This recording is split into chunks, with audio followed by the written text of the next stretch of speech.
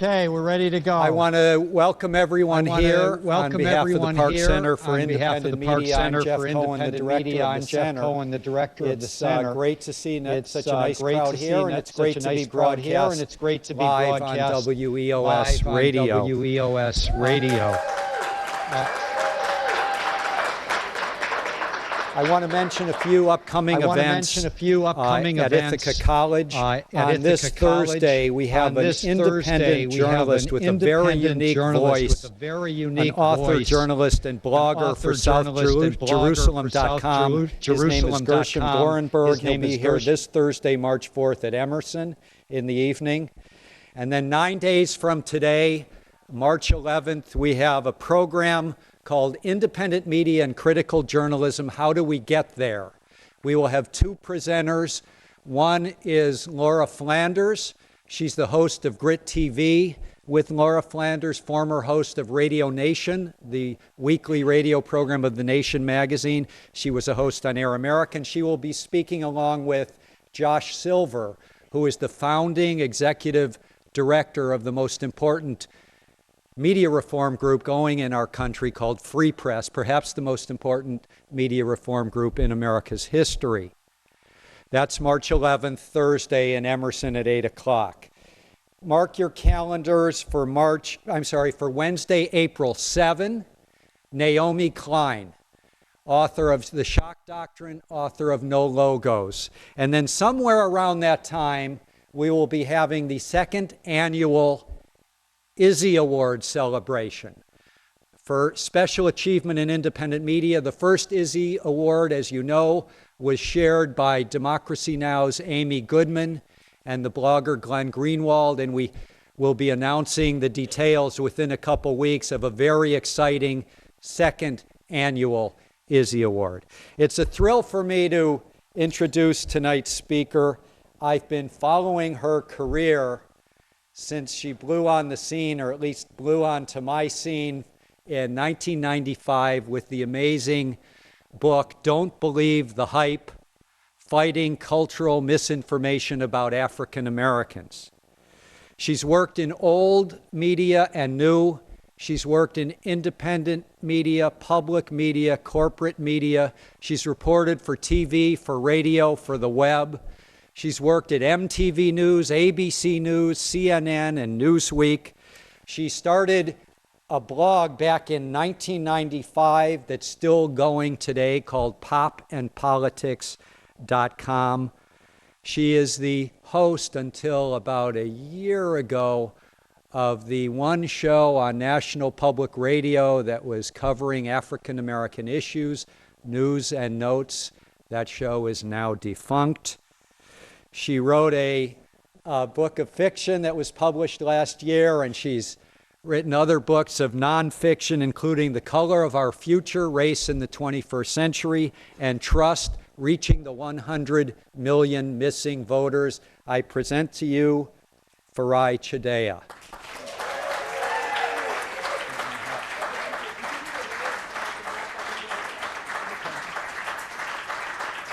Thank you so much.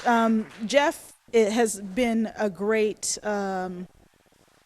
champion of good media, and we need champions like Jeff. And it's great to see you in this role at Ithaca, you know, with the Park Foundation, just doing work that couldn't be more critical right now. I mean, as all of you know, it is a really evolutionary time in journalism, and what we get out of this evolutionary time is really up to us, you know, whether we're journalists, whether we're viewers, listeners, readers, bloggers. I mean, you know, it's a very bizarre time. So what I'm going to do is I'm going to talk a little bit, and forgive me, I'm going to stay on this microphone, and thank you again to WEOS.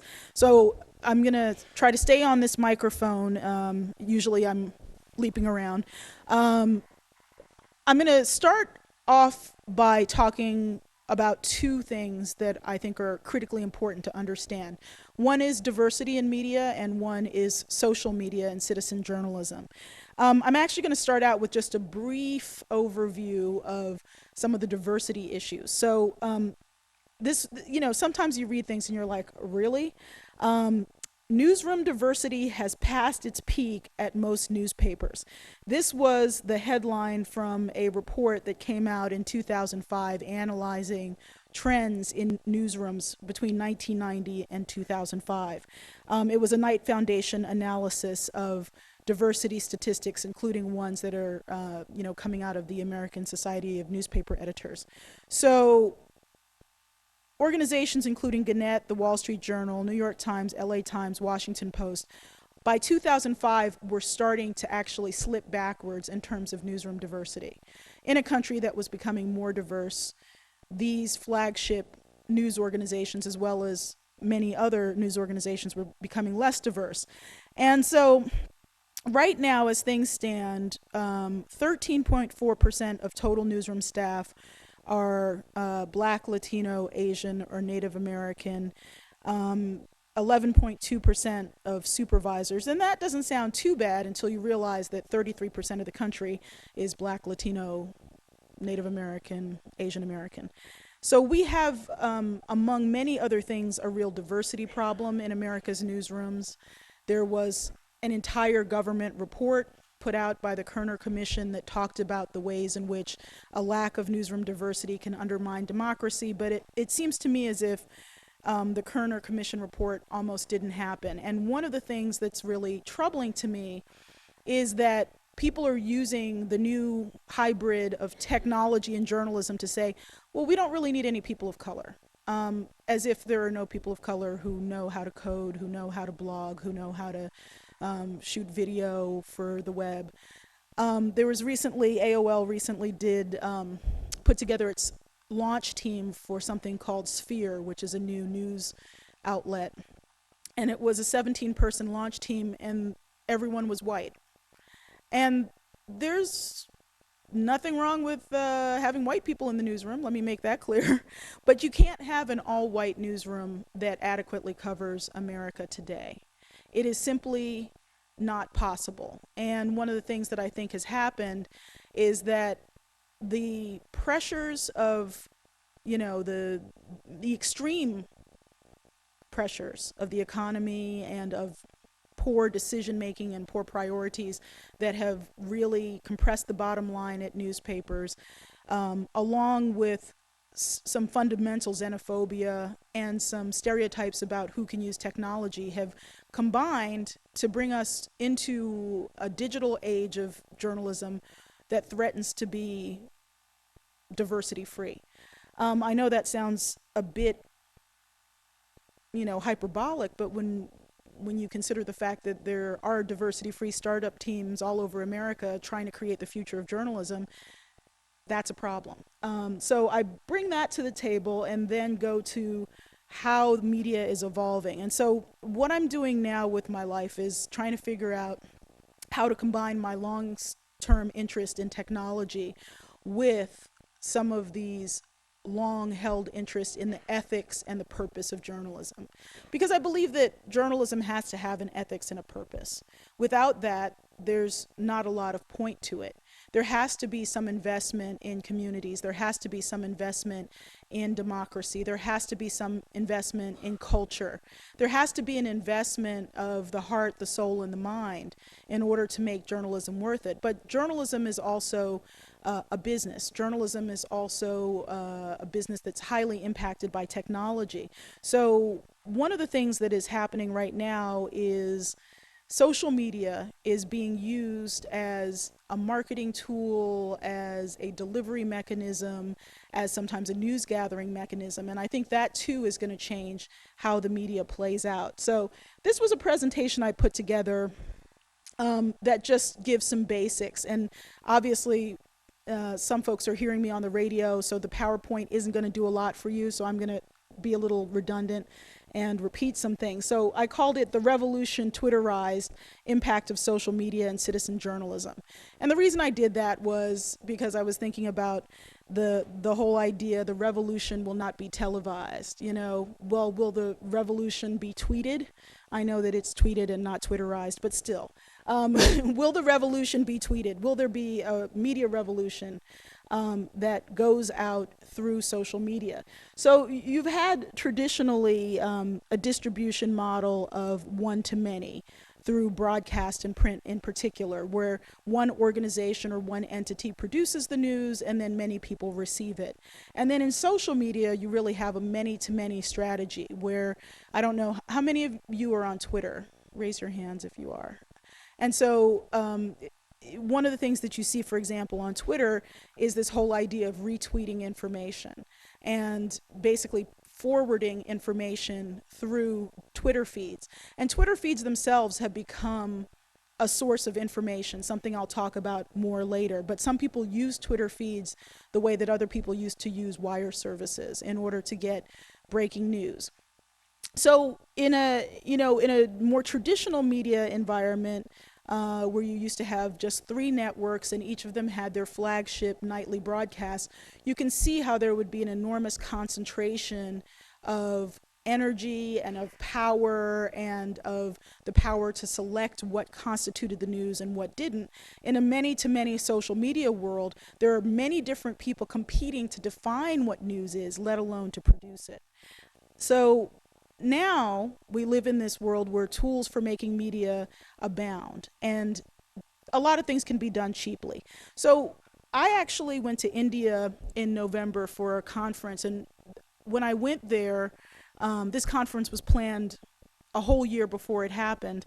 It was basically the anniversary of the terrorist attacks in Mumbai. And so the people putting on the conference actually thought about canceling it, but they had a huge turnout. Everyone wanted to come. People didn't know whether or not there were going to be any sort of echo attacks. But I went to Cafe Leopold Cafe, one of the places where there was one of the attacks. It's close to the Taj Hotel, and the terrorists threw in grenades and then shot the place up. I interviewed the owner on a camera that was a $250 HD camera with a $60 microphone. And then that went into WNYC and went up on the web, and it also went out. Some of the audio bites went into the morning news. And I did all that basically with, a camera, a microphone, and iMovie. And I basically cut the clips, compiled it, and then I used Fetch to transmit it into the WNYC servers. This is all stuff that allows you to be the one-man band. There's pros and cons to the one-man band approach to media, but it can be done. You can actually cover news stories as one person. What I can't do is do really good camera work. So there's a quality question. I mean, it's like my camera work is not even going to come remotely close to looking like what a good camera person does. But when you're talking about being on the scene, getting the story, you have a zillion ways to do it. So what we're seeing now is that you have people creating their own news channels using YouTube, distributing them via Twitter feed, RSS, using blogs, using all these different ways to create their own content, distribute their own content, and market their own content. To put things in context, just quickly, if you look at newspaper penetration, newspapers are a very threatened industry in the United States, but it's not true all over the world. So basically, there's paid newspaper circulation rising in regions including South America, India, and China. Part of that is, a trade-off where there's a heavy reliance on advertising. There's a lot of advertorial content that wouldn't necessarily meet the smell test of what a lot of folks here would consider journalism, but that allows them to sell the newspapers at a really low price, and so their paid circulation numbers are quite high. But in the US and Europe, newspaper circulation is taking a bath. Now, global social networking going through the roof. You see there's a big lag in, kind of how the statistics are compiled, but you see that all across the world there's a stunning growth in social networks. And this is something which, again, you can't exactly listen to it, but I'll try to describe it. It's a world map of social networks. So in different parts of the world, you have different social networks that dominate. And sometimes it has to do with language. Sometimes it has to do, I forget which network it is, but one of the networks is specifically marketing itself to people who are Muslim, saying, look, this is a safe space for you to come and get content that's respectful of your religion. And so there's this battle for dominance of the social media world. Excuse me one second. And I think that it's important to realize when you have, literally billions of people across the world using social media, that this is a critical set of territory. In the same way that you have geographic borders, you now have, these e-borders in terms of social media and social marketing, and people get their information from inside these cycles. So it's, it's valuable territory. I think mobile is also something else that is really worth putting in context, because here in the US, a lot of people have access to computers.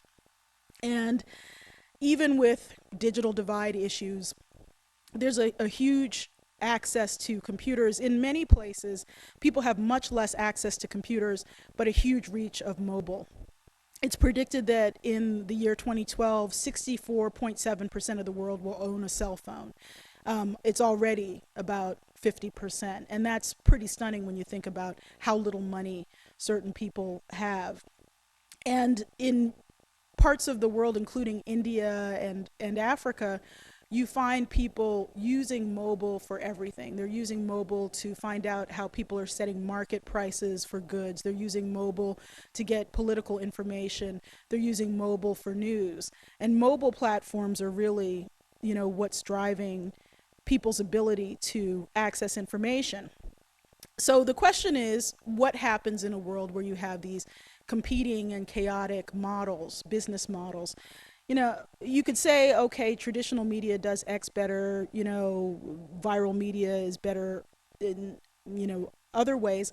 One of the things I think that we're seeing, though, is a hybrid model where, in Iran, you had the traditional media covering the election, and then a lot of reporters were expelled, and then you had people doing viral video, linking to it on Twitter, and then the traditional journalists almost had no option but to cover what was being put up on social media.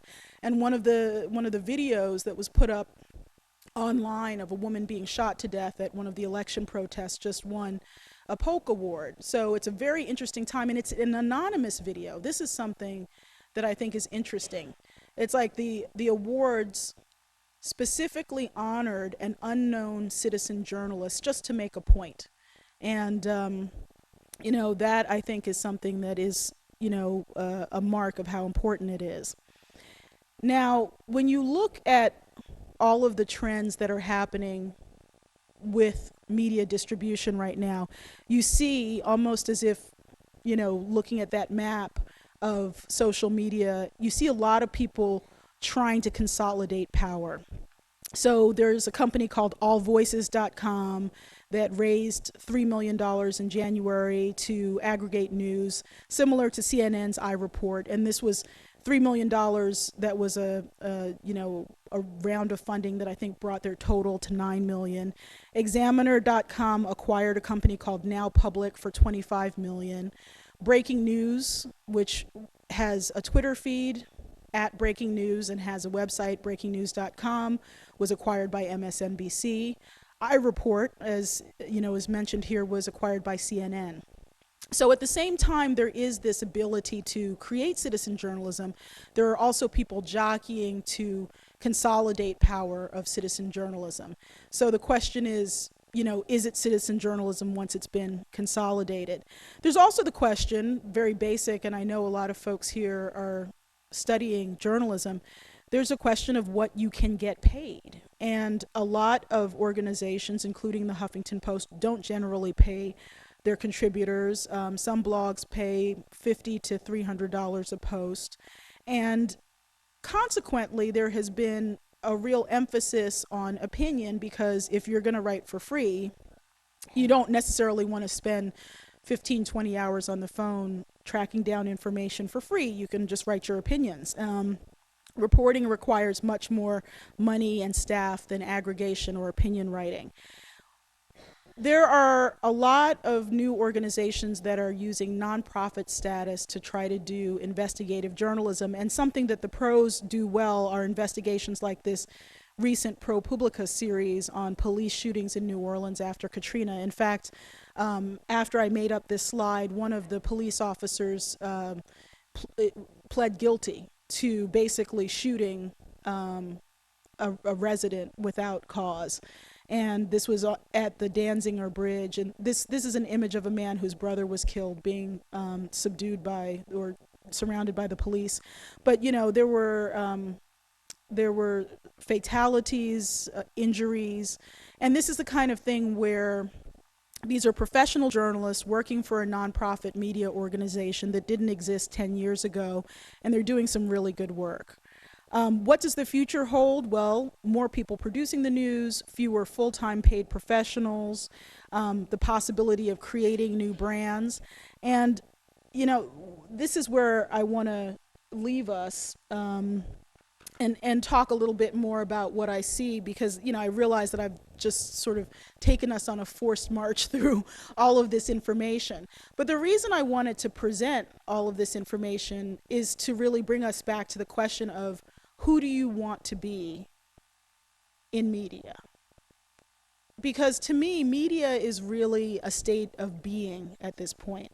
Media is something that we all live and breathe. We do not live unmediated existences anymore in this society. I mean, unless you truly are born in the middle of a forest and somehow kept there and never see a television, never hear a radio. We all live in a soup of media. And so there are different reactions. Some people try to tune it out. Some people try to conform to what they hear in it. And some people try to create it.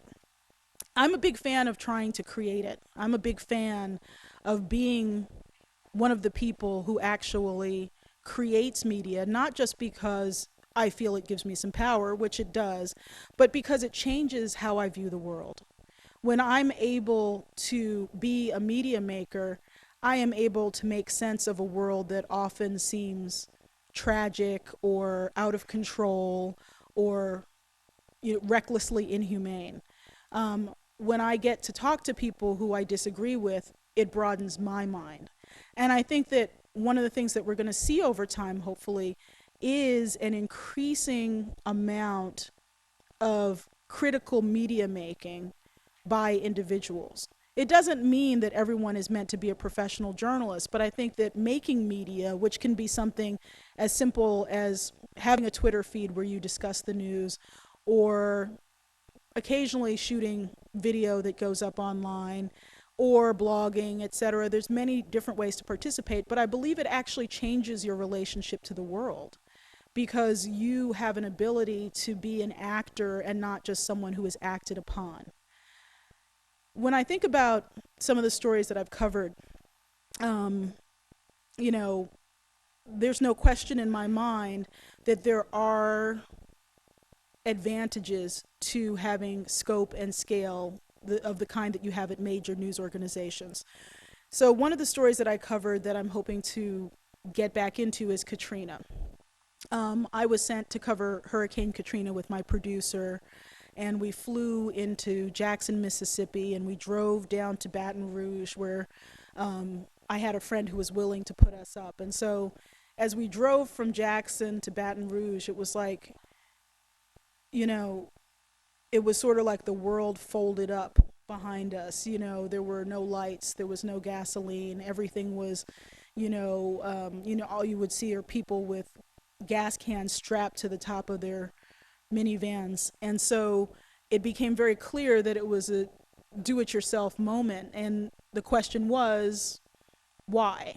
The question that really struck me was, why were so many people left to fend for themselves? And that's a social justice question as well as a logistical question. You know, there's a logistical question of, you know, why aren't these people getting water? Why aren't they getting this? Da, da, da. But there's also a social justice question that's implicit in asking that and witnessing it. And to me, witnessing what went on with Katrina was so powerful because my producer and I ended up staying with, we stayed at the house of a friend's law school buddy. And so basically, there were no hotels because all of the people fleeing Katrina and fleeing New Orleans had taken all the hotels. And so it was catch as catch can. My friend said, look, I turned my house over to my family who left New Orleans, but I'm staying with my friend Bernie, who I went to law school with. And so my friend is a Louisiana Creole, black. Her friend Bernie is white. Bernie has 2 teenage kids, and then she had a friend visiting who was also white, and my producer was black. So you have all these people in the house, and we're running around during the day trying to capture stories for radio, trying to take pictures. But the most interesting part of covering Katrina was being in a house where we had the off the record conversations about race. Being in a house where we could really, during the day, Bernie and her friend were volunteering at a shelter for babies. And, my friend was running around trying to help out her family and check on their properties in New Orleans. And then we would all come back exhausted at the end of the day and really talk about what we had seen and try to make sense of it. And that process to me was, one of the most amazing aspects of the work that I do.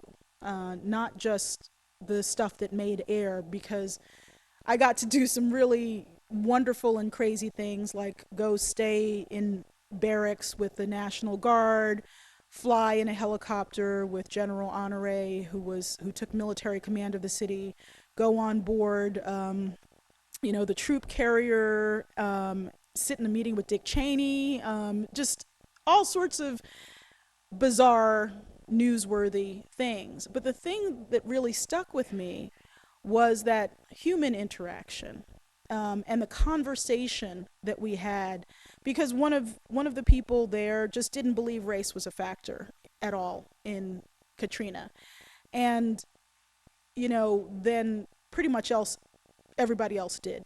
And so we got into this, it's like one of those kind of sloppy late night arguments about race and social justice. And we were all just so exhausted, and we were all coming from a place where we meant well, but at the same time, we had some serious disagreements. One of the things that I hope to see, and that I'm beginning to see, is people taking the informality of a serious discussion like that and having it in the interactive forums online. I'm beginning to see, Twitter can be anything. It can be stupid, it can be fun. But at certain times, I've had some very profound conversations in these online, forums, I guess, because you can either use Twitter just to feed information out, or you can actually interact with people. And so one of the things that really troubles me about how media has evolved is that some people have used online technology or just media in general as an excuse to back into their own corner, ideologically, geographically, whatever, not interact with anyone else, not challenge their own point of view. And I think that if guided, you can use some of the social media in order to open people up. It has to be done in a respectful way. It has to be done in a way where you have a credibility to leading that conversation. But I think that there is the possibility there. And as someone who looks at democracy in action, I'm very interested in thinking of how you can shape the experience of online community in order to have a serious discussion about issues.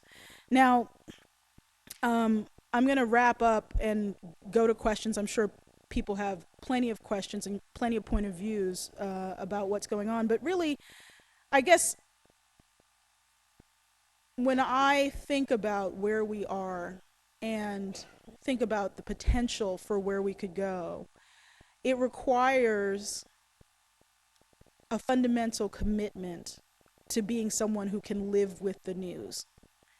And what I mean by that is that at various points in time, I've heard from almost everyone who I know, I just can't watch the news or I can't listen to the news because there's too much bad news, or it's too politically slanted, or it's too this or it's too that. I believe that dealing with the news as it is, as messy and problematic as it is one of the great journeys that we have in modern society. And I would just really urge people not to give up on it, because it can be an epic struggle in order to find information that you feel doesn't disrespect your intelligence or other aspects of your very being. But that is part of the challenge of doing what we do in this time, is that we live in an information society and we transmit information constantly, whether we think about it as being that formal or not. Every bit of information we put up on our Facebook page, there's a reason that Facebook never dumps any information. You may delete something, but Facebook doesn't. They have massive servers that contain your data. So does Google.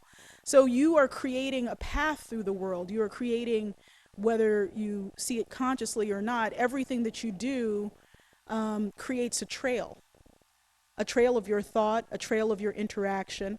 And if you can follow that trail in a very technical sense of, like, what tweets are archived on what servers, people also follow the trail of information in order to better themselves or to learn more about the world. Some people call that the folksonomy. There's taxonomies of information and there's folksonomies of information. Certain people get information, it's like, oh, that's my smart friend who knows all about the computer stuff, I'm going to follow them, because they know that stuff. And increasingly the folksonomy is becoming more important. And so everyone has a role in that folksonomy of information. And so I would just, urge people to think critically about having that kind of power, because the power is more distributed than it's ever been. And the question is, how do we use it? So I'll leave it there, and I'm happy to take any questions anyone has.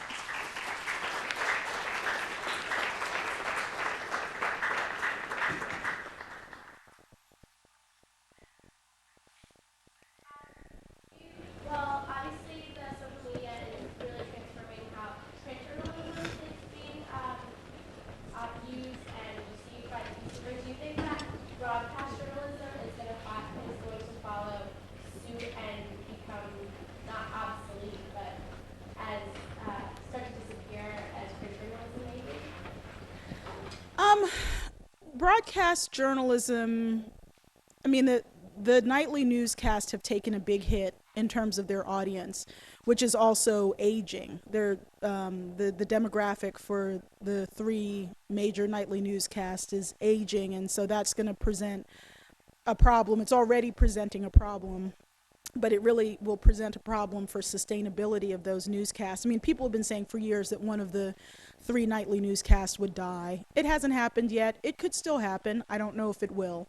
But when you see ABC News cutting 25% of its editorial staff, what you're seeing is a reaction to an incredibly attenuated market. Because, first of all, more market forces entered. You have the cable news networks, which are always on. You have, internet scooping broadcast news. Basically, traditional journalism generally is more accurate, big journalism, but the distribution of information online is just so much faster than it can be on broadcast. And so one of the reasons you're seeing some of the commercial deals being cut, with CNN acquiring iReport and MSNBC acquiring Breaking News, is because they want to have, traditional news organizations want to have the power and the speed of online media, as well as the reach of their broadcast media. So I think they're really looking to become hybrids. And in fact, I was just in Los Angeles talking to someone who is an incredible digital thinker. He's a multiple award winner for streaming media innovation, and he's someone who started a company and sold it, blah, blah, blah. But he was saying that for a book he's writing, he's been talking to neurobiologists about how the human brain processes information. And he gave me a breakdown on why our screens are so cluttered. When you watch cable news, for example, there's like, usually a stock ticker and a crawl and blah, blah, blah, blah, blah. It's like they're basically trying to get the best of both worlds, to get the most out of both active attention, which is much more when you listen to a news report, and passive attention, which is when you just look up at the screen. So that no matter whether you're actively paying attention or whether you're more passively engaged, they've got something for you. Of course, the problem is if you are paying attention to both, there is a processing delay in your mind. So as you switch between different modes of media consumption on the very same screen, it kind of slows down your thought processes. Because one of the things that neurobiologists have been laying the myth to is this idea that of multitasking. It's really that you're switching very quickly between tasks, but even that is exhausting. And so this neurobiologist theorized that one of the reasons the news is getting dumber is because people are being asked to process back and forth between different items on the same screen, and in order for people not to get frustrated, you have to slow the pace down to a relative crawl. It's like when you watch pieces, some of the classic pieces that were done for broadcast news, say, work by Walter Cronkite, there was a cinematic quality, and there was a gravitas to that work that just doesn't exist in how we look at most broadcast media today. So I don't think that broadcast media is going to go down, but I think it's almost going towards a hybrid approach where it's taking on a lot of the qualities of online media. Anyone else? So as far as the diversity of the public and how represented certain parts of the audience are, I think it's because of the mass part of media, this view of the public as this giant monolith that we can just plug one way or the other, and we can just kind of marginalize other groups. One do you think that mainstream is handicapping itself by that approach, and how can it, and if so, how can it de-handicap itself? The question, if I have it right, is essentially that the mainstream media views diversity, racial diversity, as otherness, and is boxing itself in by not addressing that issue. And can it change? Well, of course it can change. The question is more, how will it change? Because just on a pure demographic basis, when you have the average audience for the nightly news, the network news, being around 60, somewhere between 55 and 60, the average audience for NPR being 50, both of them being much more likely to be white than the American population as a whole, you see an audience that can only shrink over time if it remains demographically the same. That's just a fact.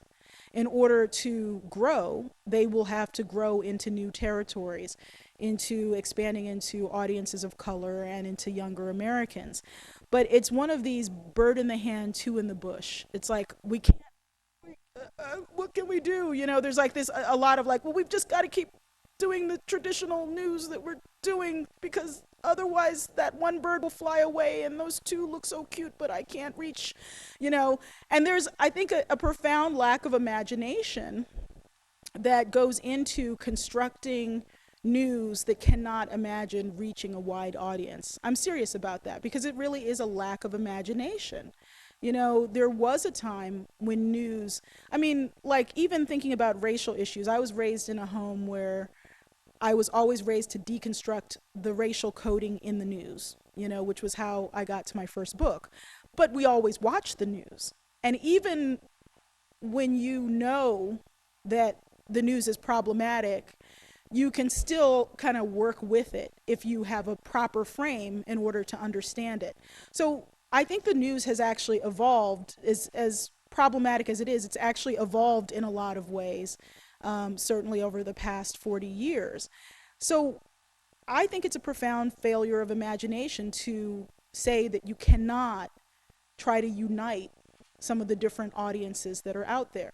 The question is, what would it take, and what are you willing to risk? And I think that that question of risk is not much. You know, a lot of traditional news organizations, even as their audiences are shrinking, are not willing to risk doing different kinds of journalism. For example, you know, covering people from different income backgrounds. You know, there's a huge bias in the media to covering people who are upper middle class and above. And then when you have poor people, they're like not just poor as in financially poor, they're poor person. You know, this poor person is doing their poor thing.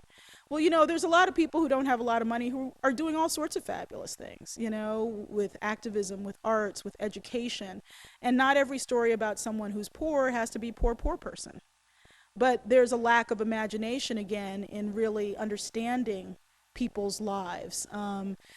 So I think that I don't know whether there will be a change in time, for example, to keep one or more of the nightly newscasts from going out of business, or whether they will, you know, paint themselves into a corner and stand there. That's their choice. Okay, yeah. What are some traits that you think are essential for future journalists, and where do you think job openings are going to be in the future for journalists? Yeah, if I were, and I kind of hate to say this because I still could do it, um, so I won't put it that way. Um, I could imagine myself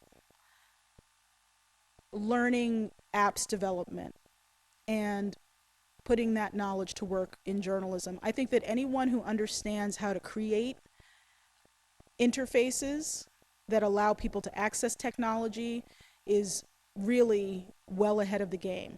With the iPad coming out, you know, certain organizations have been given like a bit of a head start to play around with the iPad and generate content and use the new format. So Wired Magazine and the New York Times, among others, are sort of playing around with the iPad right now.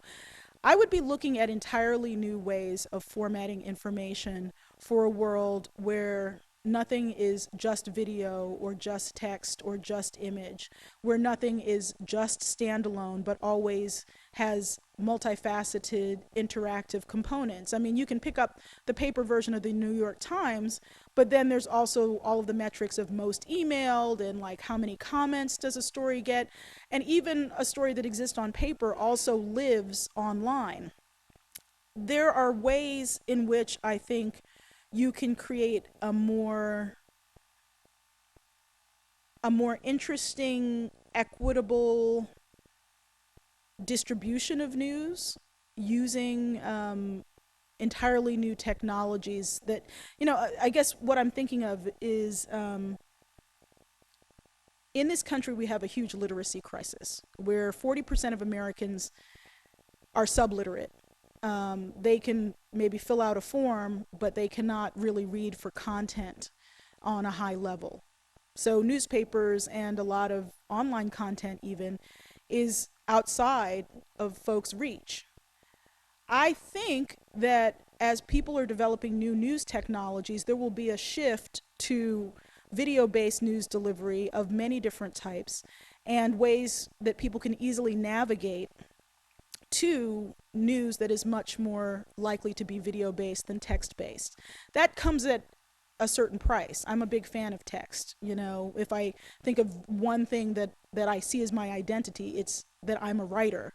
But at the same time, I recognize that, you know, every platform has its upsides and downsides. And I think that basically we're going to shift from, you know, a sort of text-based mentality about information to a video-based mentality about information, and to really understand what the applications are that people will use to navigate information is going to be critically important. So I would learn that.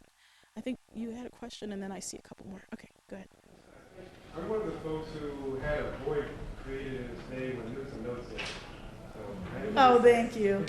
and I just wonder if you could speak to what happened to it, and wondering what's the chance of there being some kind of rebirth. Well, what happened to News and Notes was that a lack of understanding of how to build a diverse audience met the financial realities of our economy, and it all imploded. And I think that there were a lot of things that could have been done differently, but at the same time, there were 3 shows that were killed in 1 year: Bryant Park Project, Day to Day, and News and Notes. So I had to check myself when I was like, oh, it's like they killed my show. It's like, well, yeah, they killed 2 other shows too. There were certain business realities that NPR was facing that didn't, in their mind, make us a good bet. Now, I could argue against that. And I think that one of the ways that News and Notes already has had a positive impact on NPR is that a lot of the people who we booked are now booked on their other shows. We diversified the booking ranks. People like, Melissa Harris Lacewell and Donna Brazil and, Jay Smooth, who's a blogger. And we basically propagated a whole bunch of people throughout the media sphere just by doing our own work of digging for good voices. But I don't think NPR was truly committed to having the show on the air. But it's done. It's not going to be undone. Some people have asked, would they reconsider? No. I'll go to you and then you. Go ahead. This must be the time to get our comments out of that news and notes. Same kind of thing. Not so much on what happened, but certainly was one of the people who wrote the protest news and notes. Boy for my life. And just in comment to be part of the demographic that is such and such an age between 55 and 60 and watches for news or likes to listen to NPR in the background for everything. News and Notes have come into many people's lives almost on the slide. It was on after, in this media market, it was on as people on EOS will be nodding over the radio. It was on after Fresh Air, and it just was one of those things where it was discovered. And it was a discovery of a new way of thinking because it opened up people who were not necessarily thinking along the lines of the Afro-American community that thought different. So it was a whole hour of different ways of thinking. My question is, for those of us who are in the program, as you were saying, the platform being radio or video, and not quite feeling as comfortable with Facebook or whatever, where do we go? Where is that link for us to find? I know Don Brazil is very concerned things. Right. Is there a link that fills the news and notes gap somewhere? What I will say first of all is thank you so much. I mean, both of you. It really, it took me a while to get over my human bitterness at having this enterprise go down. But I really feel like what I can appreciate now is the audience. We built the 2 things that really stand out to me was that we had an incredible group of guests, but we also had an incredible audience. And I would love to reassemble, because it's a very diverse audience that we had, diverse racially, diverse economically, diverse, geographically, and it really, gratifies me that there are people who still appreciate what we did. There is nothing in the media sphere that fills that space, which is interesting in and of itself. It's sort of like no one, there are African American websites like The Root. There are, Tell Me More is on NPR, which has an African American host, but is not specifically an African American show. But there's not really anything like News and Notes. It just doesn't exist anymore. And I think that's a shame. And I think that, for example, one of the, I think that there's a certain complacency that has entered people's equations now that we have a black president, which is just, we're living in a post-racial era. And I think anyone who's paying attention knows it's not a post-racial era. It's different, and in some ways maybe better, in some ways very difficult, but there's still a need to talk through some of the same baggage that we've had for the past 300 years. And,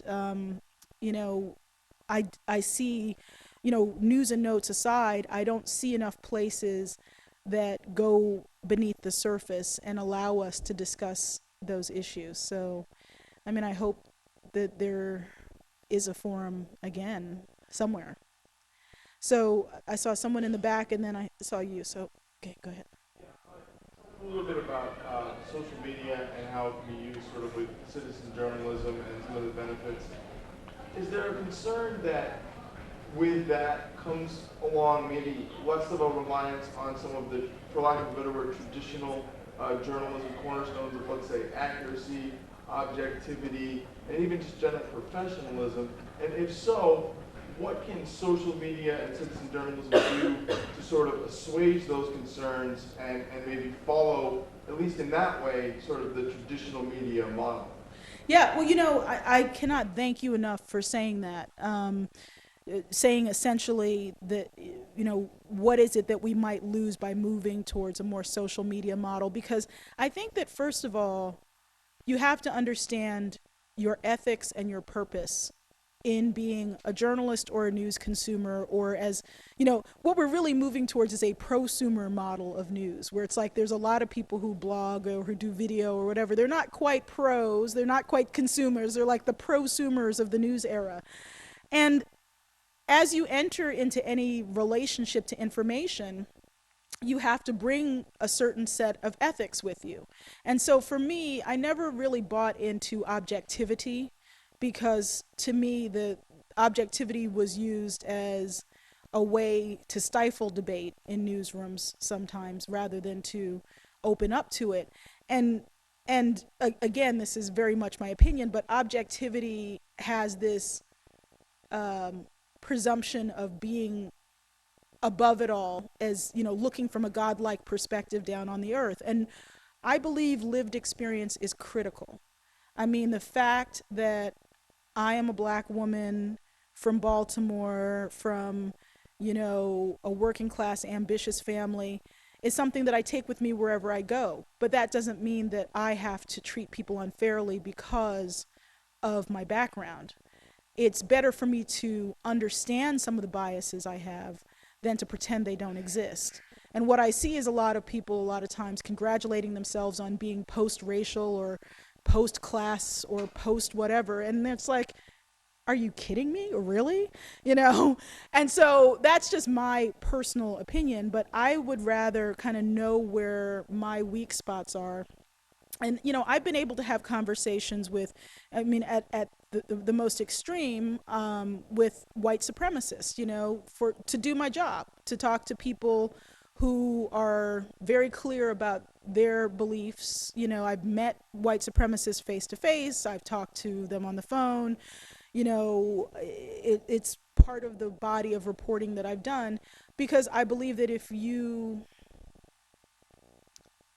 understand what it means to have empathy for all human beings, you can have a conversation with people who you profoundly disagree with. And to me, that's an ethical point of view that I bring to my work. Ethically, I believe that there's a certain amount of compassion that I have for all human beings. It's not limitless. That would, I aspire to having limitless compassion. But sometimes I can push my limits pretty far and talk to people who have done things that I think are abhorrent. But someone has to talk to people who do things that are abhorrent.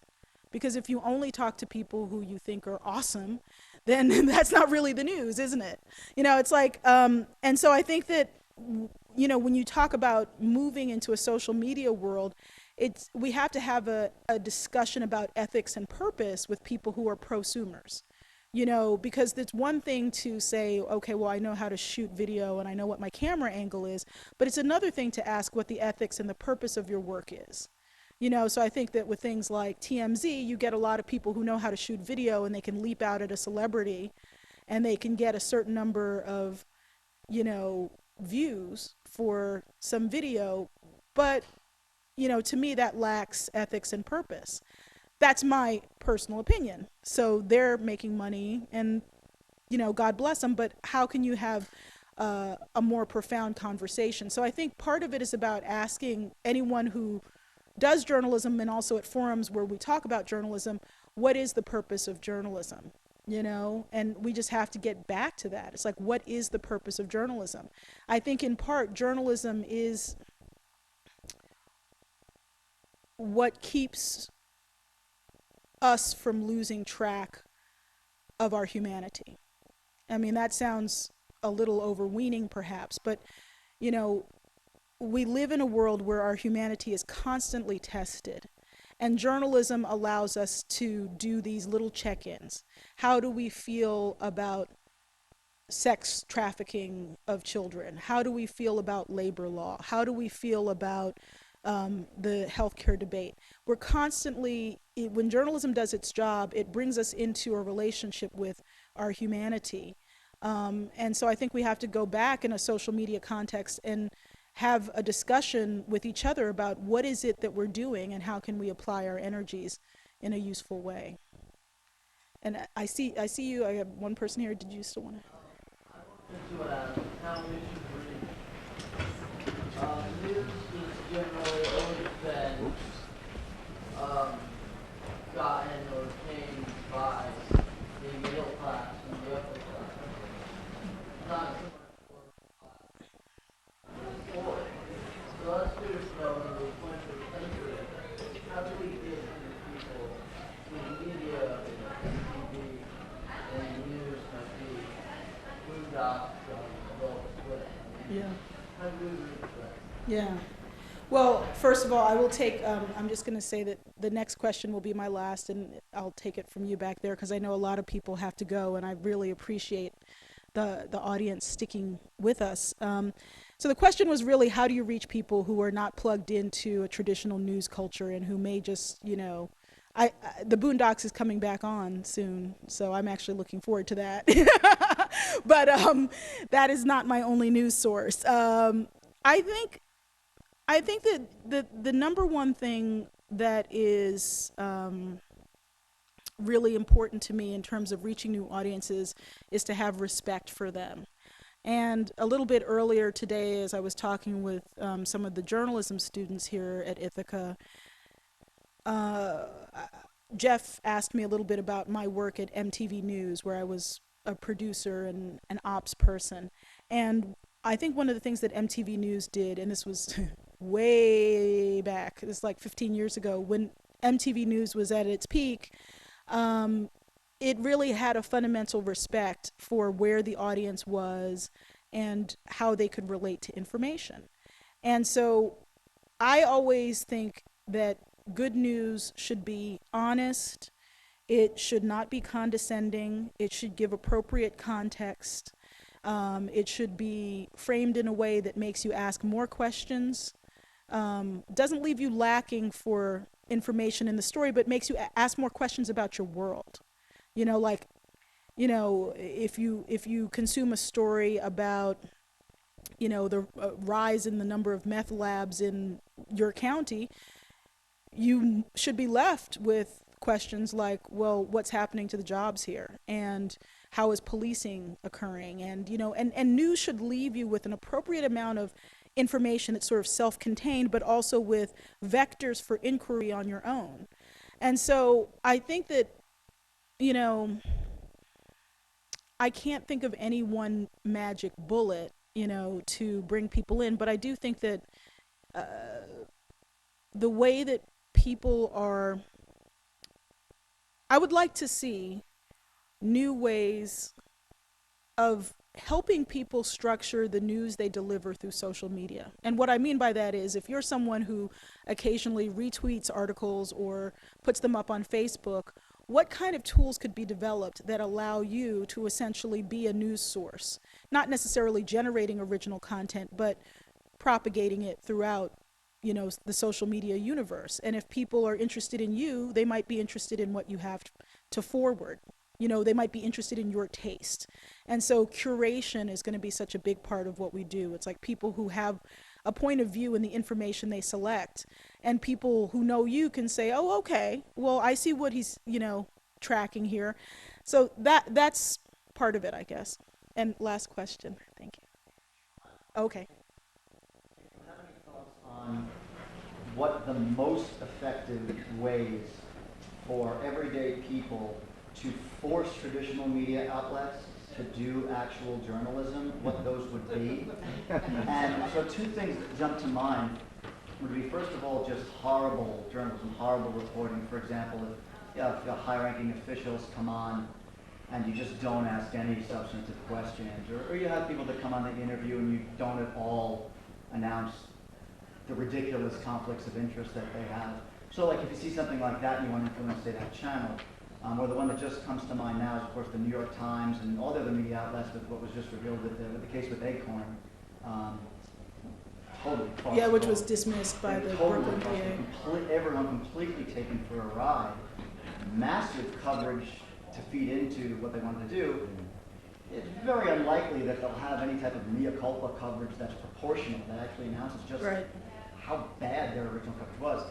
So anyway, what would be the most effective for getting them to either correct things or to do good things? Is it really going after and trying to contact the writers, the editors? Is it instead targeting the advertisers of those organizations? Is there anything that you think would be the most effective to do?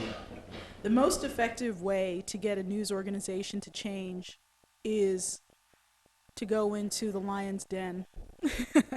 Not everyone's willing to do it, but to get a cadre of journalists who have mission, vision, and purpose to go in and grapple with the machine. The reality is, there's a reason why I worked at so many places. It's because all of them pissed me off at some point or the other. But there's also a reason why I kept going back, which was because I feel like my journey through journalism is mission and purpose driven. I think one way that, and I'll get to some more immediate solutions in a second, but I think that one thing to do is to try to go and create community, wherever you go, because it's a tough business. And for people who work in journalism and who don't want to just do the same old, you have to build community with other people there. And I've always found people who I find it a joy and a privilege to work with. If you are not willing to go work for a big news organization in order to change things, then I think that, part of it is to really follow,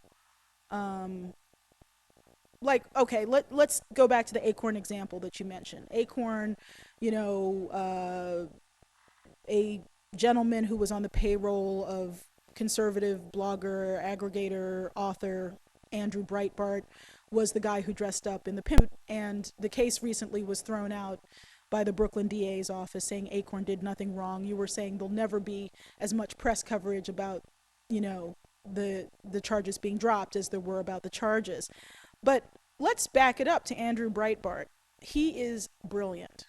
I may disagree with him on at least 95% of the things that he espouses, but as a tactical operator in the world of media, he is completely brilliant. He started doing profit-making content aggregation long before many people did, and he found ways to basically suck the revenue that would otherwise have gone to news organizations into his own structure by running ads on his site, by doing content aggregation. And he's been able to franchise that out into a series of sites.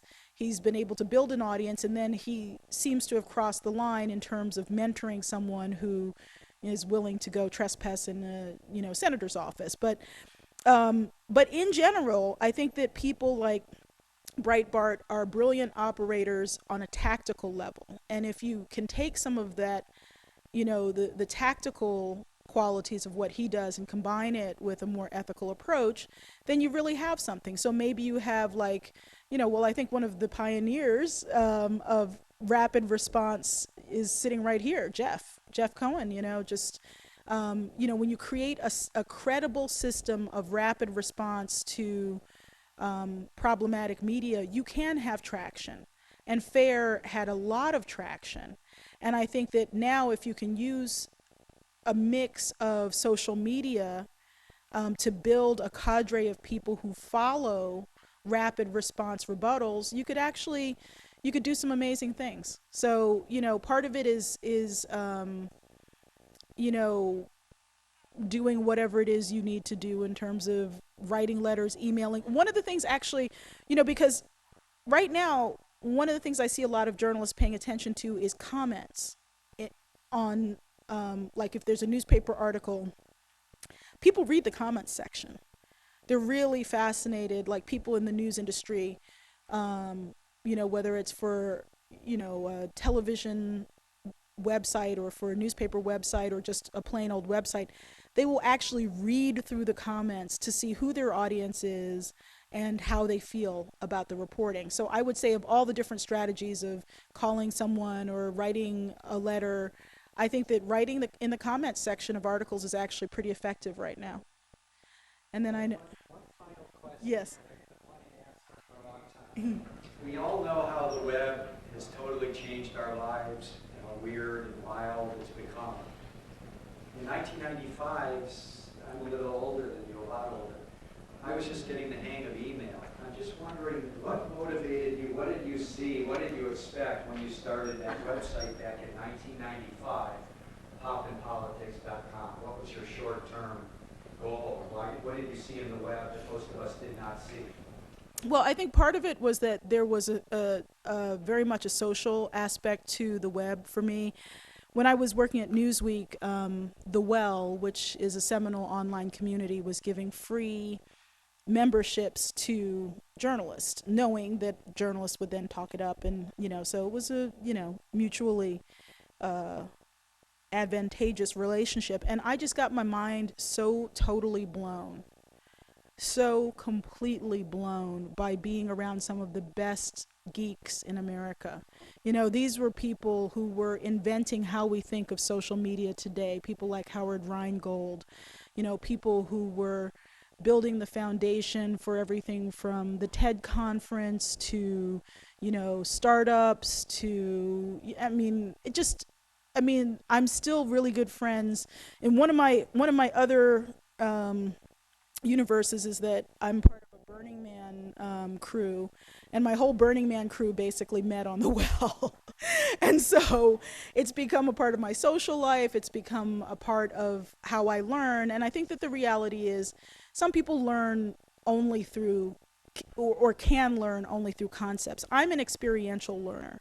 So it was being in an online forum and seeing people acting like idiots. There was a lot of trolling, a lot of race baiting, a lot of, gender baiting, even in this supposedly enlightened forum. And I found myself just sort of at certain points trying to chase down everything that I thought was offensive. And then I was like, why? Why am I doing this? I'm like a dog chasing a Mack truck, So I also learned that you don't have to battle everyone down, just because there are battles that exist. But I learned to operate in an online community well before most people knew online communities existed.